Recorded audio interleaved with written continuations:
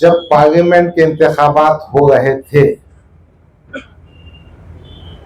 ताज Vivanta hotel में मोहतरम barrister Asaduddin Owaisi साहब ने इम्तियाज जलील, इब्तिसाम, इन दोनों की मौजूदगी में मुझसे कहा था कि आपको हम मशरक़ी हल्के असेंबली का टिकट भी देंगे, चुनकर भी लाएंगे, खर्चा भी बर्दाश्त करेंगे और ये सीट गिफ्ट में देंगे। फ्लाइट से मैं वापस आ गया और दिन भर सोचते रहा। फिर मैंने सोचा एक खत तहरीरी शक्ल में अपन बैरिस्टर असदुद्दीन अवैसी साहब को देना चाहिए। वो खत मैंने 23 तारीख को भेजा, उनको 5 बजे मिला। वो खत की कॉपी आपको दे देता हूं, अल्लाह ने चाहा तो चंद दिनों में अखबार में भी छाप दूंगा।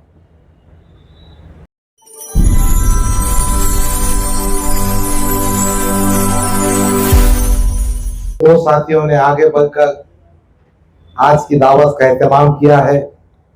मैं उन दोनों साथियों का, हमीद भाई, अब्दुल रहीम भाई, इनका शुक्रगुजार हूँ। आप तमाम का भी शुक्रगुजार हूँ कि आप मेरे साथियों की दावत पर यहाँ पहुँचे हैं।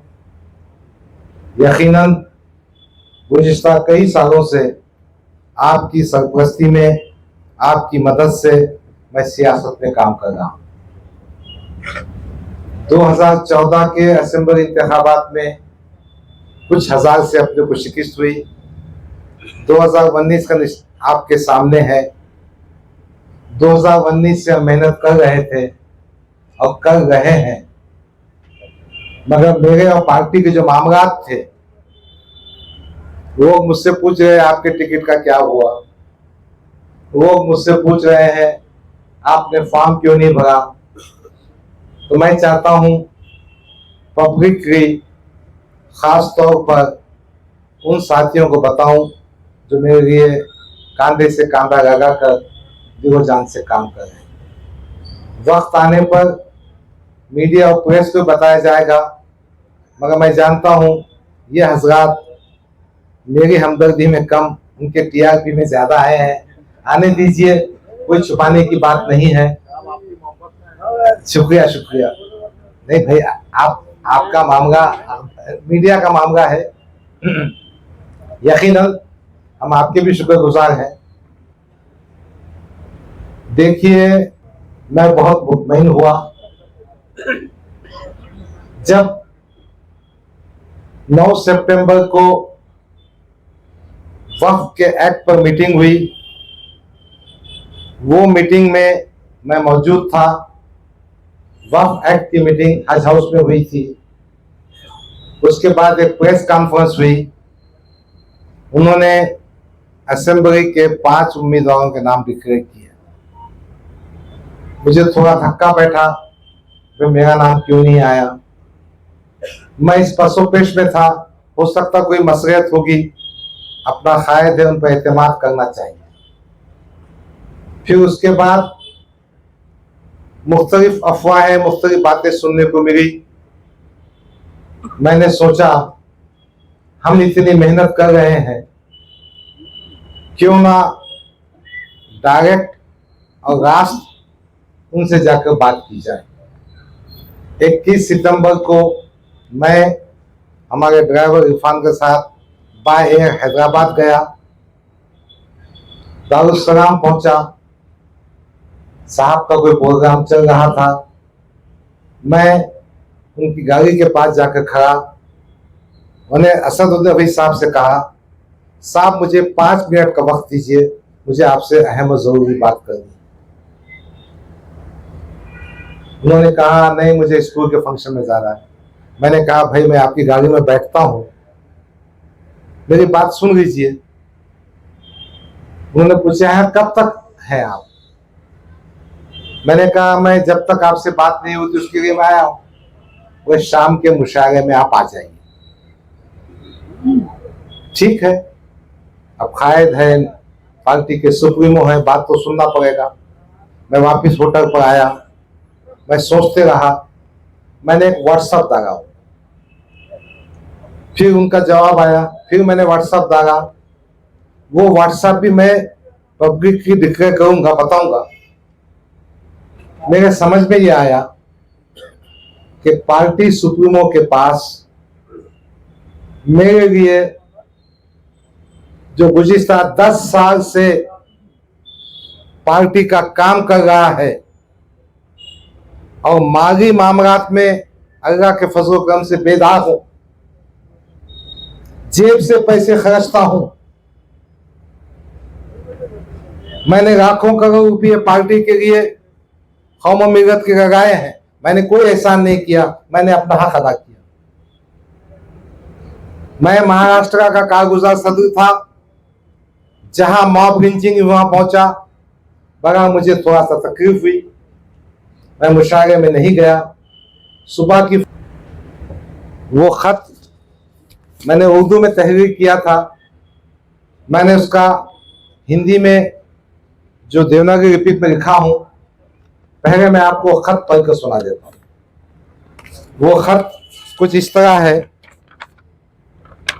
मोहतरम असदुद्दीन अवैसी साहब, कौमी सदर मजलिस इत्तेहादुल मुस्लिमीन और मेंबर ऑफ पार्लियामेंट हैदराबाद, अस्सलाम वालेकुम रहमतुल्लाहि व बरकातुहू। उम्मीद के मिजाज गिरामी बखैर होंगे। हफ्ते के दिन बतारीख 21 सितंबर आपसे मुलाकात हुई, फिर व्हाट्सएप पे मैसेजेस आप तक पहुंचे, आपका जवाब भी आया। मैंने महसूस किया कि मैं अपनी बात आप तक सही और मुकम्मल अंदाज में पहुंचा नहीं सका, इसलिए इस तहरीर के जरिए आपको अपनी बात बता रहा हूं। सदर मोहतरम, मेरी उम्र 66 साल की हो चुकी है और मैं समझता हूं 2024 असेंबली इलेक्शन मेरी जिंदगी का आखिरी इलेक्शन हो सकता है।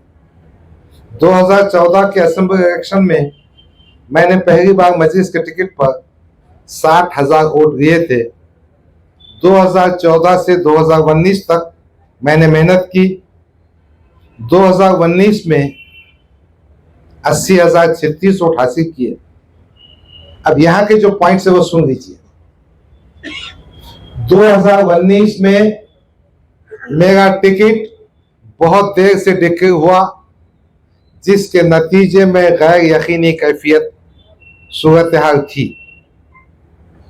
समाजवादी पार्टी और एमआईएम महाराष्ट्र के दूसरे असेंबली हलकों में गठजोड़ हुआ, मगर मेरी गुजारिश के बावजूद मेरे मशरकी हल्के असेंबली में समाजवादी उम्मीदवार करीम कुरैशी आया और 5,555 वोट खाया।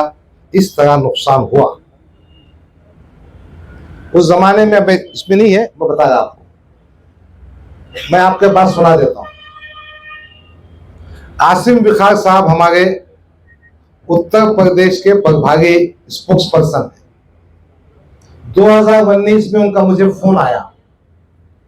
उन्होंने कहा कि डॉक्टर साहब, आपके हल्के में समाजवादी का उम्मीदवार आने वाला है, आप कहे तो मैं रोक सकता हूं, मगर मुझे इसमें सदर मोहतरम बैरिस्टर असदुद्दीन अवैसी साहब मुझसे कहेंगे तो मेरा सियासी खत में इजाफा होगा, जब भी मैं कहूंगा। मैंने इमीडिएट बैरिस्टर असदुद्दीन अवैसी साहब को फोन किया। उन्होंने कहा कि इम्तियाज जलील साहब बंबई में आए, 2019 की बात कर रहा हूं, अक्टूबर की, और अपना और समाजवादी पार्टी का गठबंधन हुआ है। गोवंडी में हम अबू आसिम को पार्टिंबा दे रहे हैं, बाइकरगा में उन्होंने वारिस पठान को पार्टिंबा दे रहे हैं, भेवंडी में उनका जो उम्मीदवार था उसको वो पार्टिंबा दे गए, दूसरे हल्के में वो पार्टिंबा दे गए। आपके पास भी पार्टिंबा होगा, बेफिक्र रहिए, इम्तियाज जलील साहब वहां मौजूद है। मैं मुतमईन था। कैंडिडेट आया, उम्मीदवार ने इलेक्शन लड़ा, माहौल खराब किया। मुझे तो समझना चाहिए ना कि क्या किया जा रहा है मेरे साथ में। ऐसा हुआ है। और यही बात मैंने जब उनसे कही थी तो कहा था कि मशरक़ी हल्के असेंबली टिकट हम आपको देंगे और चुन के भी लाएंगे, गिफ्ट देंगे। तो इस तरह से 2019 में ऐसा मेरे साथ किया गया। पूरे महाराष्ट्र में समाजवादी पार्टी और एमआईएम साथ में, औरंगाबाद मशरक़ी हल्के में समाजवादी का उम्मीदवार, मैंने क्या समझना चाहिए? क्या अतुल सावे को जिताने के लिए, क्या देवेंद्र फडणवीस के बोलने पर गफ्फार खादी को बगी का बकरा बनाए क्या? फिर दूसरी बात जो मैंने तहरीर किया, आपको याद होगा कि इम्तियाज जलील ने रियासी सदर बनने के बाद, वो किस्सा बड़ा खास है, सुना देता मैं, छुपाता नहीं। 25 जून या 26 जून की बात होगी। प्रकाश अंबेडकर, मैं, इम्तियाज जलील और असदुद्दीन अवैसी दिल्ली में बैठे थे सीटों की वाटाघाटी के लिए। प्रकाश भाई को आने को थोड़ा टाइम था, तो मैंने हंसते हंसते कहा, साहब अब ये मेंबर ऑफ पार्लियामेंट बन चुका है, इसको अपन महाराष्ट्र सदर बनेंगे।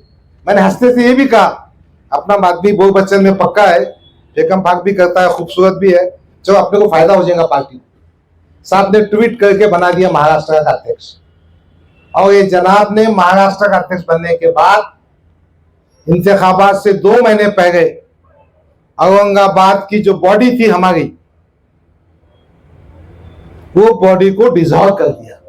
मैंने इसमें नोट किया, अजान के 2 मिनट रुकता हूं। कि डॉक्टर साहब ने जिस दर्दमंदी से अपना दो बयान किया है, उसका तासुर खत्म हो जाएगा। अब कोई और तकरीर करता है तो मेरी दरखास्त है कि आप दुआ कीजिए और अपने मशवरे डॉक्टर साहब को बाद में दीजिए या अभी दीजिए, खाने के दौरान दीजिए या अभी भी दे सकते हैं। कौम इंशाल्लाह आपके साथ रहेगी।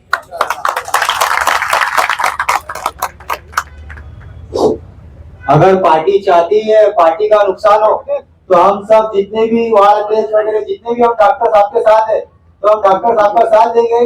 डॉक्टर साहब जहाँ भी जाएंगे इंशाल्लाह हम उनके साथ रहेंगे। और जल्द से जल्द हम असद साहब को यही बोलना चाहेंगे, जो भी एक्शन लेना है, जो भी बात करना है, जल्द से जल्द करिए, वरना गफ्फार कादरी साहब आप जा रहेंगे, इंशाल्लाह हम आपके साथ रहेंगे वहाँ पर। मैं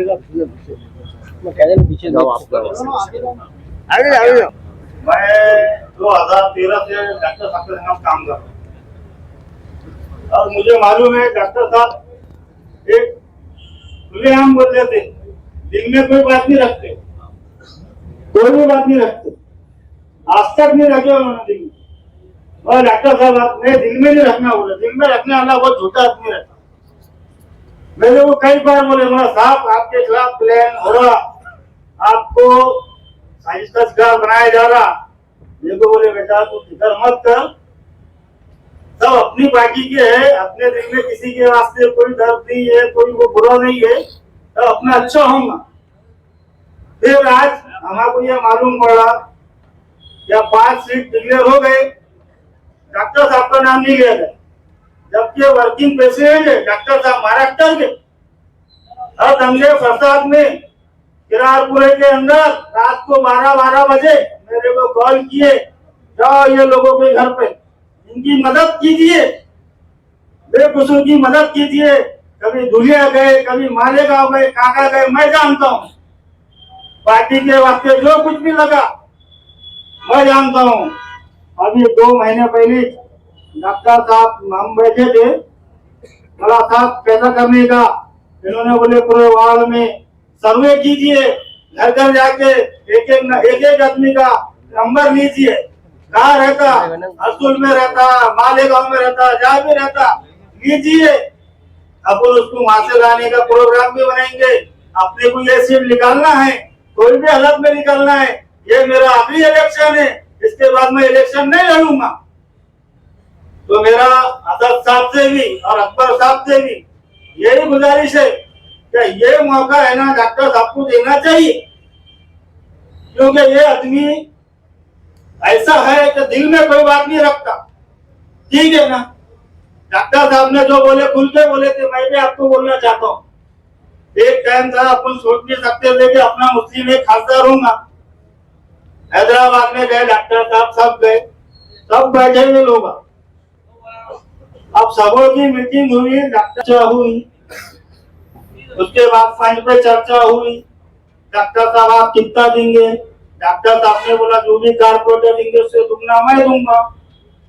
ये मेरे को सब मालूम है, मैं डॉक्टर साहब की एक एक बात से वाकिफ हूँ और वो क्या शक्तियत है मेरे को मालूम है। आज मैं 10-12 साल से 15 साल से काम करता हूँ, मगर इम्तियाज जलील मेरे को पहचानता नहीं।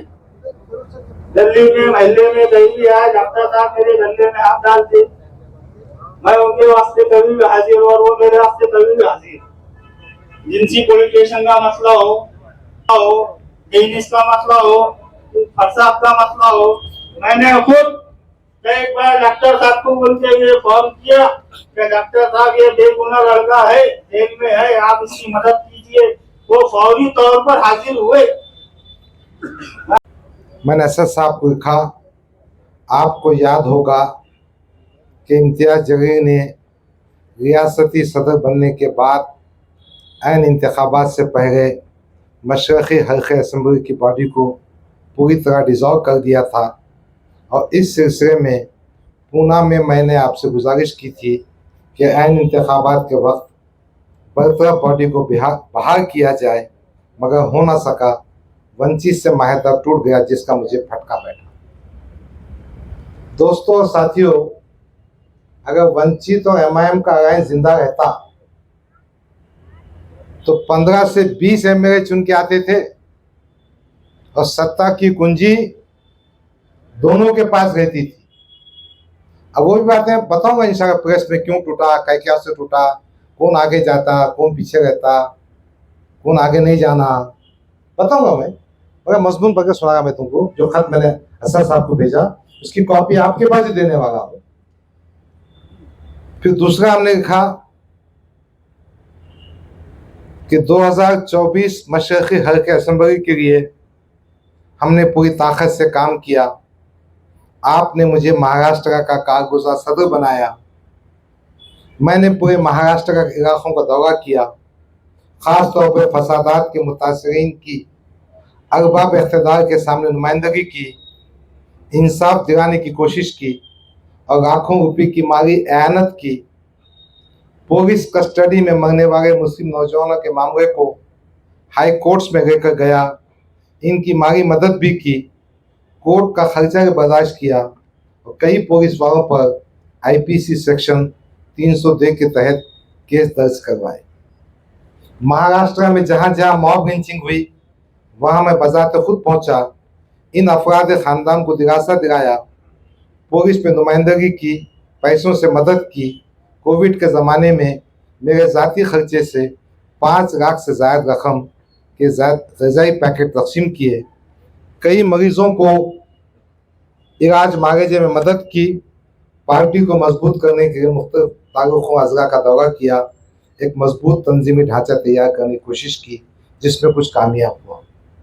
मैं समझता था ये लिखने की ज़रूरत नहीं, मगर फिर भी मैं चाहता तहरीरी तो भी बात आ जाए, ताकि सबको मालूम हो कि कौन क्या कर रहा है, किसकी क्या अहमियत है और क्या अहमियत होना चाहिए। असद साहब के जो मैसेजेस मेरे पास आए थे उसमें सब में बड़ा दुख ये था कि इम्तियाज जलील हार गए। किसी ना किसी तरह से वो ठिकरा हमारे सर पे फोड़ने की बात भी दिख रही थी। तो फिर मैंने समझा वो लिखना चाहिए खत में। औरंगाबाद पार्लिमानी इंतखाबात में 2024 में इम्तियाज जलील को 6 हल्कों में सबसे ज़्यादा वोट मशरक़ी हल्का इस हल्के में मिले, जो 79,000 है। कहीं ना कहीं हमारा काम और नाम होगा। भाई सियासत में जब कुछ काम करते हैं ना तो बताना ही पड़ता, बोलना पड़ता, इसलिए मैंने लिखा। इनके हल्के असेंबली जहाँ से वो एमएलए चुन के आए थे वहाँ 85,000 वोट मिले। अब उसके आगे जो मैं लिखा वो चुमटी भी है, हकीकत भी है, सच्चाई भी है। वोट और बढ़ सकते थे, मगर इसका जवाब इम्तियाज जलील, अहमद जलील, बिलाल जलील से पूछा जाए तो बेहतर होगा। पैसे खर्चने में हाथ रोकना, तमाम ओहदेदारान और कारकुनान को बंधुआ मजदूर समझना, ये इनकी सबसे बड़ी गलती रही। और दूसरी बात यह है कि पार्लियामेंट के हल्के में मुस्लिम वोटर्स की तादाद 22% है। यानी मुसलमान कितने टक्के हैं? अपन ने जो सोशल इंजीनियरिंग किए थे प्रकाश अंबेडकर को आके, तो 13% बढ़ गए थे, तो 35 से 36% में चुन के आए 4000 वोटों से। अब हमने ही गुत्ता किया सबके काम करने का, तुम युति तोड़ते जाएंगे। खैर, आदर्श का भरोसा काम नहीं आया, वंचित का तकरीबन देगा कोट हम खो चुके थे। इसलिए बराए मेहरबानी आपसे गुजारिश है कि इम्तियाज की शिकिस्त के आप सही तौर पर असेस करें। मैंने कायदे मोहतरम को लिखा 2024 में मशरक़ी हल्के असेंबली में मैंने तकरीबन 200 वोटर्स रजिस्ट्रेशन कैंप लिए। आज माशाअल्लाह वोटर लिस्ट में तादाद बहुत ज़्यादा है। मैंने मशरक़ी हल्के असेंबली में समाज के मुख्तलिफ तबक़ात से बिलखुसूस नाराज़ ग्रुप से दिल जीतने का काम किया हूँ। साबिक़ा नाराज़ कारपोरेटर्स का दिल जीतना भी कोई मुश्किल काम नहीं, इंशाअल्लाह वो हो जाएगा। 2 इंतखाबात हारने के बाद 2024 के इंतखाबात में मैंने महसूस किया अवाम की बेपनाह हमदर्दी मेरे साथ है। मेरी टीम में मेरे चाहने वाले बहुत पेश हैं, बहुत तुंदही और जाफशानी से काम कर रहे हैं। मेरा टिकट डिक्लेयर ना होने की वजह से अवाम में सवालात उठ रहे हैं। मुझे औरंगाबाद मशरक़ी हल्के असेंबली से इलेक्शन लड़ना है, किसी दूसरे हल्के से नहीं। आपसे गुजारिश है कि मुंदरजा बारह नुकारात की रोशनी में औरंगाबाद मशरक़ी हल्के का टिकट डिक्लेयर करें ताकि मुझे काम करने में आसानी हो। अगर आप टिकट देना नहीं चाहते हैं तो बगैर कम इतना एहसान तो कीजिए, मुझे बता दीजिए। यही बात करने के लिए मैंने 5 मिनट का वक्त मांगा था। घंटों कई दिन अपनी मेहनत पैसे के साथ जिस लीडर की खिदमत में फिरता रहा, वो मुझे 5 मिनट का वक्त नहीं दे सका। डॉक्टर साहब तुम आगे बढ़ो, हम तुम्हारे साथ हैं। डॉक्टर साहब तुम आगे वसीम बढ़ो। वसीम बेटा वसीम, यही बात करने के मैंने आपसे 5 मिनट का वक्त मांगा था, मगर मुझे ना मिल सका।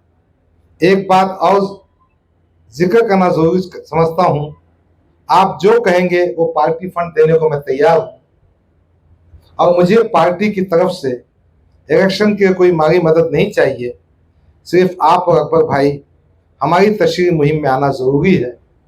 आपसे गुजारिश है कि मुझे 2024 मशरक़ी हल्के असेंबली औरंगाबाद का टिकट दिया जा रहा है नहीं, मुझे बताया जाए, मैं आपका शुक्रगुजार रहूँगा। एक और बात की गुजारिश है, इस तहरीर के जवाब में ताख़ीर ना करें तो बेहतर होगा। मैंने यह खत 23 तारीख को मोहतरम बैरिस्टर असद नबी साहब को भेजा। शाम में 5 बजे व्हाट्सएप और मेल वगैरह भेजा हूं, उसका रिकॉर्ड मेरे पास मौजूद है। और आज 8 तारीख है, कोई जवाब नहीं, कोई कांटेक्ट नहीं। फिर मैंने महसूस किया कि बात समझना चाहिए, इसलिए मैंने फॉर्म भी नहीं भरा, ना डीडी भरा, ना दरखास्त दी। मैंने ये महसूस किया कि अपने को जिस तरह से 2019 में टिकट देके जुबा किया गया है, अब टिकट नहीं देके जुबा करने का कार्यक्रम हो सकता है। क्यों? जब टिकट दूसरी पार्टियों के बढ़ जाएंगे, जब दूसरे दरवाजे बंद हो जाएंगे, जब हमको रिफ्यूज करने के बाद हम कहां जा सकें। देखो भाई, सियासत में वो क्या करते हैं, अपने मकसद के आगे जाते हैं।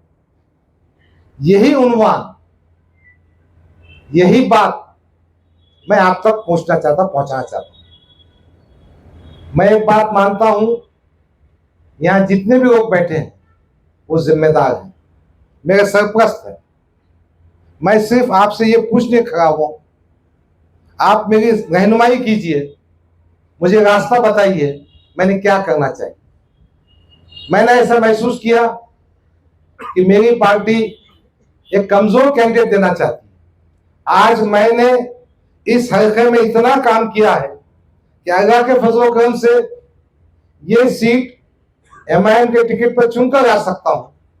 और कौन ऐसी पार्टी है जो विनिंग कैंडिडेट को टिकट ना देते हुए ऐसे कमजोर कैंडिडेट टिकट दे जो अतुल सावी की जीत की वजह बने। बस यही सवाल है। अब मुझे क्या करना चाहिए, आप मुझे बताइए। मैं कई रातों से सो नहीं पाया। मेरे अफराद खानदान मुझसे पूछते हैं कि गफ्फार कादरी, तुमने यहाँ 5 लाख दिए, यानी 2 लाख दिए, यहाँ गए, रात में जागे, दिन में घूमे, और तुम्हारी पार्टी क्या कर रही। मेरे वो साथी जो मेरे खांधे से खांधा काम करते हैं, उनका सियासी मुस्तकबिल क्या होगा अगर ये फैसला इम्तियाज जलील करता है।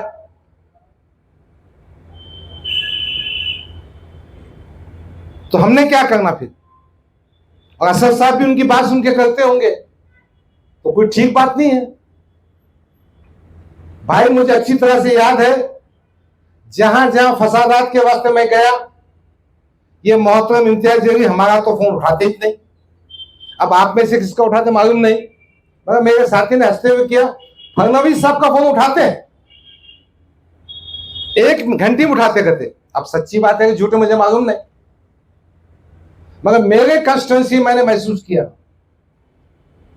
कि अतुल सावी की मदद करना चाहते, एक ऐसा कैंडिडेट देना चाहते हैं। चूंकि मैंने 2019 के बाद से 2024 तक मेहनत की, घर घर गया, हिंदू बेल्ट में भी जाता हूं, मुस्लिम बेल्ट में भी जाता हूं, वंचित के पुराने रिश्ते भी हैं, और मुझे पूरा यकीन है पार्टी ऐसा काम बताना चाहती है कि हमारे सब दरवाजे बंद हो जाना, हमने कहीं जाना नहीं, फिर बाद में डिक्लेयर कर देंगे हम टिकट नहीं दे। भाई तुम रईस लश्करी का टिकट डिक्लेयर कर रहे, जुम्मा 8 दिन से पार्टी में आया, फारूक शाब्दी का टिकट डिक्लेयर कर रहे, इम्तियाज जलील का टिकट डिक्लेयर कर रहे, हमने क्या गुनाह करे भाई, हमारे में क्या खुशबू बताओ ना। हाँ, हमने कहा था कि 5 मेंबर ऑफ पार्लियामेंट जो अपन ने टिकट दिए थे, उस्मानाबाद, पूना वगैरह, बहुत सी बातें थी। हमने कहा था शिवसेना को वोट देने के बारे में, हमने वो मैं बताऊंगा बाद में। हमने सच्ची बात करने की कोशिश की, इसलिए मैं आपसे पूछने के यहां बैठा हूं। अभी फैसला मत कीजिए, ठंडे दिमाग से कीजिए। मैं यहां बैठूंगा, मेरे घर आइए, बैठ के बात करेंगे। क्या मैंने पार्टी को छोड़ना चाहिए, क्या मैंने इलेक्शन लड़ना चाहिए, लड़ना तो किससे लड़ना चाहिए, कौन से दरवाजे को खटखटाना चाहिए।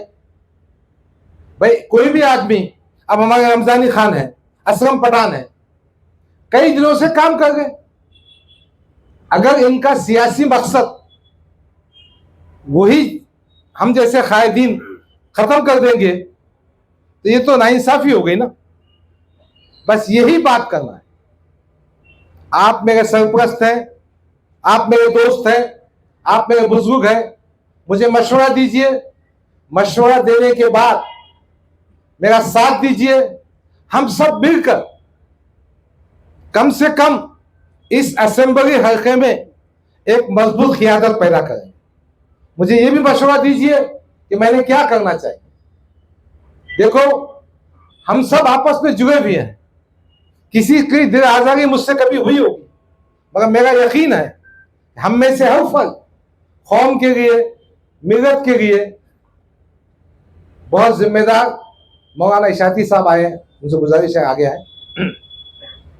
अब मैंने सोचा अब 23 सितंबर के बाद 8 अक्टूबर आ चुका है, मैंने भी कोई फैसला करना चाहिए, धोखे में नहीं रहना चाहिए।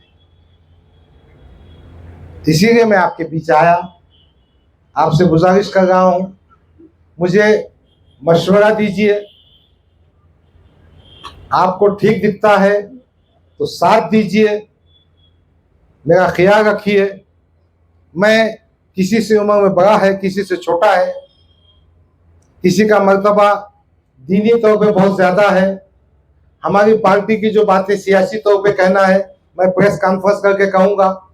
अलबत्ता एक गुजारिश करूँगा कि जो खत मैंने तहरीर किया है वो कॉपी अपने साथ में ले जाएं, घर बैठकर ठंडे दिमाग से सोचें। अगर इसमें से कोई बात गलत होंगी तो आपका जूता मेरा सर है, मैं आपसे माफी मांगूंगा और सियासत से दस्तबरदार हो जाऊंगा। खुदा बेहतर जानता है मैंने सियासत को पैसा कमाने का जरिया नहीं बनाया। खुदा बेहतर जानता है कि फिरका परस्तों से कोई कंप्रोमाइज की बात मैं नहीं करता। खुदा जानता है मैं अपने भाइयों की इज्जत देता हूं। मैं ये कभी नहीं कहता कि कोई शख्स सियासी तौर पर मुसलमान दूसरी पार्टी में है तो मेरे जूते की नोक पे रखता हूं। मैं कभी नहीं कहूंगा। मैं कभी ये नहीं कहूंगा कि नामों से रसूल का जुलूस निकालो और संजय सिंह साहब से जाके गले मिलो, ऐसा गले मिलो जैसे बिछड़े हुए भाई। मैं ये नहीं कहता कि हम फडणवीस का फोन रिसीव करेंगे। मेरे लिए हमारे खुर्रम भाई का फोन अहम है, आप सब जानते हैं। मैंने कभी फोन रिसीव नहीं किया होगा तो मैं 15 मिनट के बाद, 1 घंटे के बाद रिटर्न कॉल मारता हूं। बस आप इन बातों को सही समझते होंगे। यकीन मैं गुनाहगार मुसलमान, मुझसे गलतियां होती होंगी, कभी किसका दिल दुखा होगा।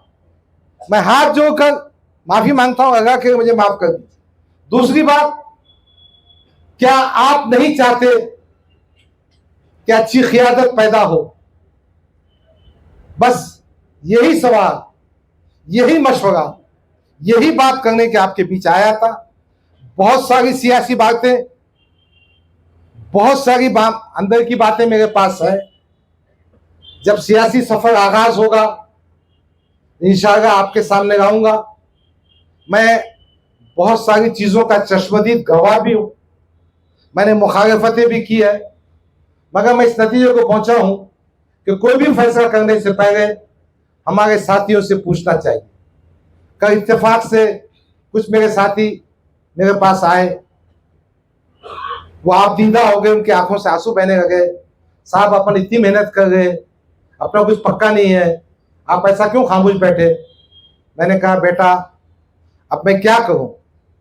उसमें से एक साहब ने आगे बढ़कर कहा हम एक मीटिंग रखते हैं। तो मैंने कहा ठीक बात है, अपन सब साथ में खाना भी खाएंगे, गुफ्तगू भी होगी। हमारे हमीद भाई, उनका मैं कुछ काम नहीं आया, मेरे दोस्त मेरे साथी है, मगर वो मुझसे मोहब्बत करते। उन्होंने कहा डॉक्टर साहब मैं खाने का खर्चा मैं करूँ। एक दूसरे दोस्त ने कहा मैं बिरयानी बनाऊंगा। इसी तरह से जज्बा कौम का आज आप सबको क्या जमा हुई है। मैं क्या कारपोरेटर है, क्या मैं क्या आमदार है, क्या मैं क्या खासदार हूं, मगर आपके दिल में जज्बा है कि कहीं ना कहीं मिल्लत के काम होना चाहिए, लीडरशिप आगे बढ़ना चाहिए। बहरहाल एक बार फिर दिल की गहराइयों से मैं आपसे गुजारिश करता हूं कि आप हमें मशवरा दीजिए, हमको साथ दीजिए, हमको रास्ता बताइए, हमारी सरपरस्ती कीजिए। देखिए ये मजलिस इत्तेहाद मुस्लिमीन के अफराद नहीं है, ये मिल्लत के अफराद है। कहीं ना कहीं ये इक्वेशन बदलना होगा कि ये बात है कि मिल्लत के दर्दमंद अफराद हैं। हमारे खालिद सैफुद्दीन बैठे हैं, वो दूसरी पार्टी में है, मैं MIM में हूं। जफर बिल्डर बैठे हैं दूसरी पार्टी में, बब्बू भाई है, हमारे बड़े बड़े अहम शख्सियतें जमा है जो इस असेंबली हल्के में असरअंदाज होते हैं। हमारे मौलाना अलीमुद्दीन साहब हैं, बहुत काबिल शख्सियत है, उनका बयान सुनकर मैं बहुत खुश होता हूँ। हमारे अनवर इशाती साहब आए हैं, हमारे सुहेल सर, डॉक्टर उमर खादरी मेरे दामाद हैं, वो सब बैठे हैं। बहरहाल हम इस फिलहाल बहुत परेशानी में हैं। कोई नतीजे को पहुंच नहीं पा रहे हैं, आपकी मदद चाहिए, आपका मशवरा चाहिए, आपकी हिम्मत चाहिए, और आप हमको मशवरा देंगे, हिम्मत देंगे। मैं तमाम हजरात का दिल की गहराइयों से शुक्रिया अदा करता हूँ। अल्लाह रब्बुल इज्जत की बारगाह में दुआ करता हूँ कि अल्लाह हम सबको नेक तौफीक दे और कौम और मिलत की सही खिदमत का जरिया बनाए। मैं इस मौके पर मौलाना अनवर खिशाती साहब से गुजारिश करता हूँ कि वो थोड़ा मुखातिब भी करें और हमारे लिए दुआ भी करें। हमारे एक साथी ने कहा हम नुमाइंदगी करना चाहते हैं, आपको जो नुमाइंदगी को मेल आईडी टेलीफोन नंबर दिया जाएगा, सर भाई नोट करो, आगे फेंको दे दो। दूसरा और कोई मशवरा? मोहतरम बिरादरान अजीज, मशवरा वगैरह आपका बहुत अच्छी बात है, वो पर्सनल मिलकर दीजिए, यहाँ दीजिए, लेकिन अब